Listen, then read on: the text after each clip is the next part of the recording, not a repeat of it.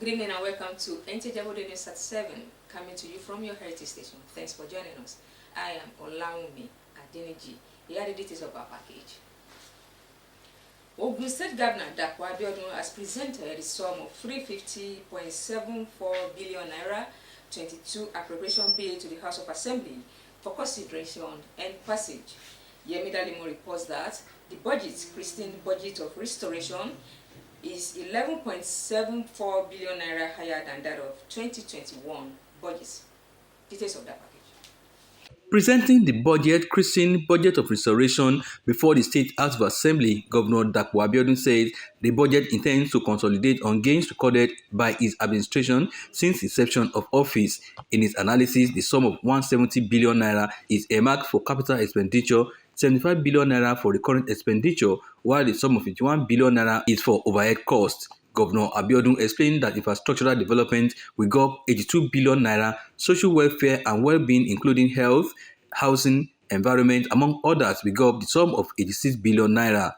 Other sectors such as education 56 billion naira, entrepreneurship 6 billion naira, agriculture 15 billion naira, while enablers, which includes public service, public order and safety, judiciary, legislature, pension and gratuity, will take the sum of 106 billion naira. In 2022, we will continue to accord priority attention to completion of existing projects, projects with revenue potential, projects consistent with priorities articulated in the state economic development strategy, projects that can enhance employment generation.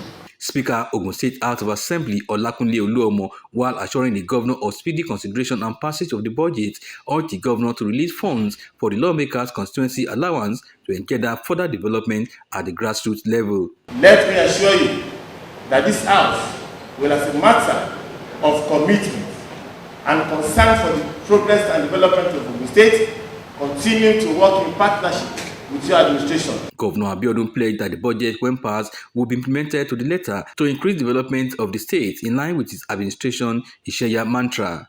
In Abeokuta, Yemi Dalimo, NTA News.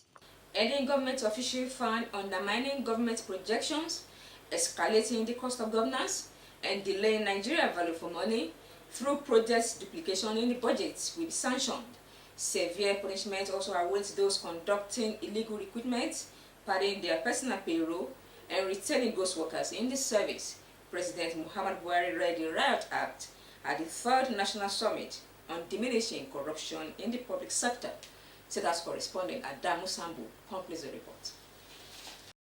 The summit, put together by the Office of the Secretary to the Government of the Federation in collaboration with the ICPC, had as its theme corruption and cost of governance, new imperative for fiscal transparency. Several infractions, including illegal recruitment and duplication of projects in the budget, have been identified as major push factors on high cost of governance and rising personnel budget. ICPC review of the 2021 budget found that 257 projects amounting to 20.138 billion were duplicated. If we do not fight corruption and kill it, like the president would always say, corruption will kill our country. President Muhammadu Buhari said with the COVID-19 pandemic creating a strain on the nation's resources, government has no alternative than to look critically at the cost of governance. We cannot ignore critical investment in infrastructure and other investments that will enhance growth, development, and security. Government has, however, noted that some MDAs have devised the fraudulent practice of presenting new projects as ongoing projects. Necessary action and sanctions will continue against the heads of such errant MDAs. President Buhari also expressed serious concern over the creation of many departments and agencies over the years, thereby duplicating roles and bureaucracy in governance. Reforms are needed, but every reform has inherent costs and pains. From the State House, Adamu Sambu, NTA News. Be intent on building skills that will make you a reference point in the emerging world of education. Complement your degree with hard work, grit, and tenacity of purpose. For success does not come on a platter of gold, but through diligence and hard work. This was the advice to graduates of the Taisolari University of Education, TASUED, Ijagun Ijebu-Ode, at the 12th convocation and 16 years anniversary of the institution. Correspondent Bumioni was part of the event and brought back this report. It was a day set aside to award degrees and celebrate a modest achievement as an institution that is meeting the strategic needs of the state and nation. Within the short 16 years of existence, the university has recorded outstanding and remarkable achievements despite various challenges. Professor Oluwole Banjo, the acting vice-chancellor of the university, in his opening address, maintained that TASUED in her 16 years history worked very hard to attain global excellence while looking forward to a glorious future. The university has 5 colleges which produced 557 graduates for full-time program 2018-2019 and 2019-2020 academic session, and also part-time program and the postgraduate college. Honorary degrees were also conferred on some eminent Nigerians who have distinguished themselves in various spheres of human endeavor. His Royal Majesty Gbadewole Olugbenle Asade Agunloye, the Olu of Ilaro, His Royal Majesty Obambaba Torunbuwa II, the Akaribo of Remoland, and the CEO Airtel Communication PLC, Mr. Segun Ogunsoya, were conferred with honorary degrees of Doctor of Science in Environmental Management, Social Sciences, and Computer Education, respectively. In the convocation lecture delivered by the honoree, Mr. Segun Ogunsoya, which centered on information and communication technology in the new world normal, envisioning teacher education in year 2030, made it known that with the power of ICT, a teacher's impact can be amplified to achieve the fundamental ethics of education, which is to lead the holistic development of a person for a fuller life and to contribute to the betterment of the society. The best graduating students in the first degree program, master's degree program, and the postgraduate diploma were celebrated by the governor of Ogun State, Prince Dapo Abiodun, his deputy Alhaja Noimot Salako Oyedele, and the acting vice chancellor of the university.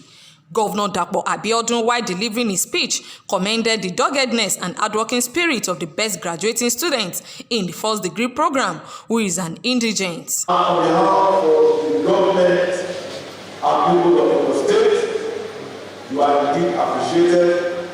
This administration will be presenting you with a cash prize of 1 million naira, also providing you with automatic employment,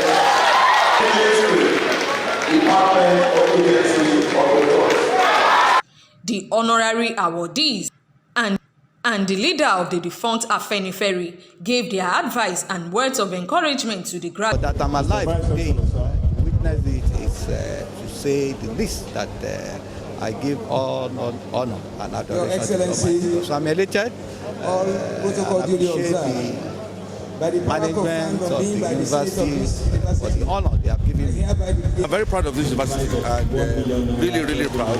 I'm here now, and for the first time I'm seeing something very good in the university. God will continue to reward the university.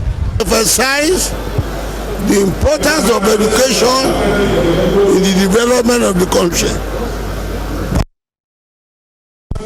To work the person in whose name this university was named, for practical education, for self-development, for honest leadership.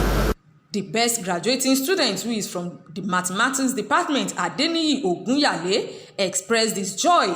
I feel elected and I'm happy that I'm able to achieve this great feat. And my word of encouragement for every student is that they should be passionate about everything they do and putting their best to get the best they want in life. Personalities present at the occasion were Honorable Olaolu Olabintan, the Honorable Commissioner for Budget and Planning, Honorable Oluwadare Kehinde, the Honorable Commissioner for Youth and Sports, the Commissioner for Education, Science and Technology, Professor Abayomi Arigbabu, who was the 4th Vice Chancellor of the university. Former Deputy Governor Alhaja Salmot Badru, Oba Adeyinka Onokade, the Alakene of Ikenere, the Olota of Ota, the Obaladi of Afun, Onidofa of Idofa, and the Dagburewe of Idowa, among others. In Ijebu-Ode, Bumi Oni, NTA News. Thank you, Bumi. We'll be going on a short break now. We'll be right back after this time. Atiba University, AU, in God we trust. Atiba University, knowledge, our light to the world. Knowledge we seek, knowledge we give, knowledge our creed, knowledge our key to change our world, make it a better place. God has strength, knowledge our key. Atiba University, AU, in God we trust. Atiba University, knowledge, our light to the world. We learn to live, we learn to lead, we learn to excel and be self-sufficient.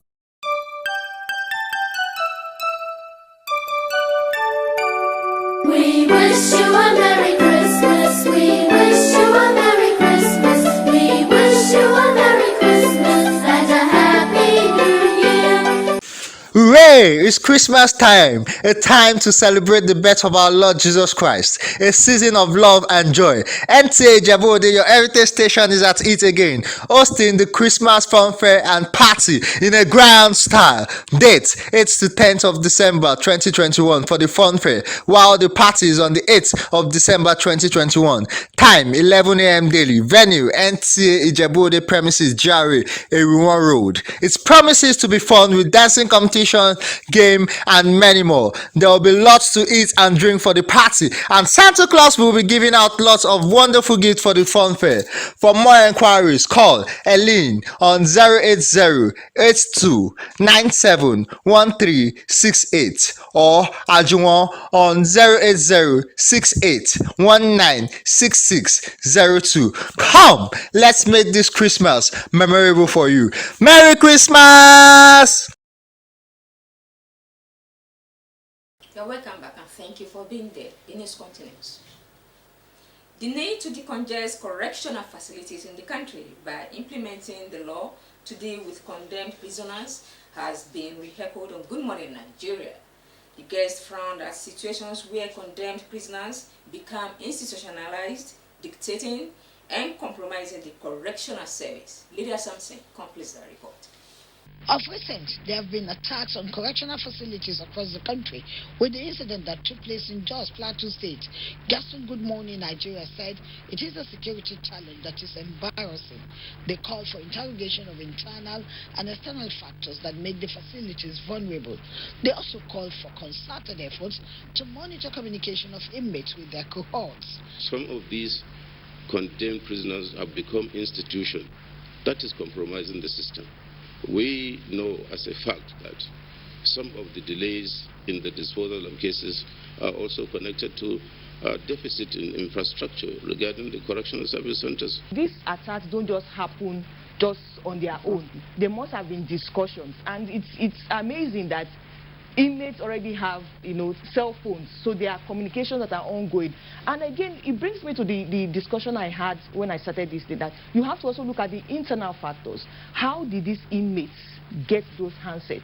I think an alarm mechanism or an alarm framework that is supposed to be set on ground to alert all these, agencies surrounding the facility is lacking.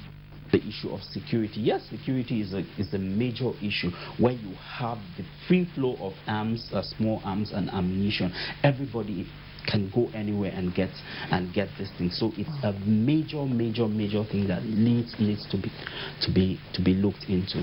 They advocated a holistic evaluation of institutional reforms, identify bad eggs, as well as ensure training of correctional service workers to make them more proactive to prevent future attacks. In Abuja, Lydia Sampson, NTA News. The Debt Management Office, DMO, has urged the federal government to place a strong emphasis on revenue generation from multiple sources to ensure that debt is sustained. Director General of DMO, Patience Oniha, says initiatives that have been introduced to finance capital through public-private partnerships are expedient to fund infrastructure projects. Leah Katongba Batunde completes the report. The debate around Nigeria's debt has lingered for over 6 years as economic shocks resulted in recession twice, making borrowing a major tool for reversing the downward trend. Nigeria's debt stock stands at 35.5 trillion naira and is expected to rise above 42 trillion naira following fresh loan approvals. The debts are largely to meet infrastructure deficit and revamp the economy. It is safe to say that public debt and public debt management are the interests of Nigerians at large. But it's also important that these are being looked at the National Assembly. The legislature has given support to this drive, and already members of the National Assembly Committee on Debt Management are meeting with officials of the Debt Management Office to deliberate on issues likely to impact on the nation's economy. Government and its agencies must, as a matter of policy, reintroduce the concept of monitoring and evaluation in the planning and implementation of projects and programs of government.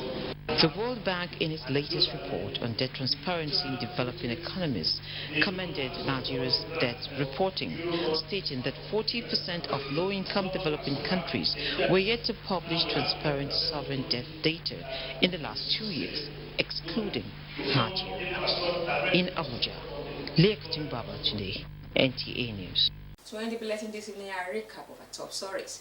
We brought you a report that President Muhammadu Buhari, while reading the Riot Act at the 3rd National Summit on Diminishing Corruption in the Public Sector, maintained that severe punishment awaits corrupt government officials. We also told you that Ogun State Governor Dapo Abiodun has presented the sum of 350.74 billion naira 2022 appropriation bill to the House of Assembly.